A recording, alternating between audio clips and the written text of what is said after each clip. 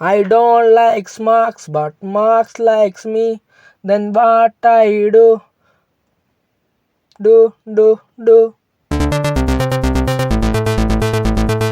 എൻ്റെ അമ്മു എന്നാ ചെയ്യാനാ, ഈ മാക്കൊക്കെ എൻ്റെ തലയിൽ വന്ന് ആണി പോലെ അടിച്ചടിച്ച് കേറുകയാ. ഓ ഓ ഓ തലവേദനയെടുത്ത് നടക്കുമ്പോഴും പഠിക്കണമെന്ന് പറഞ്ഞ്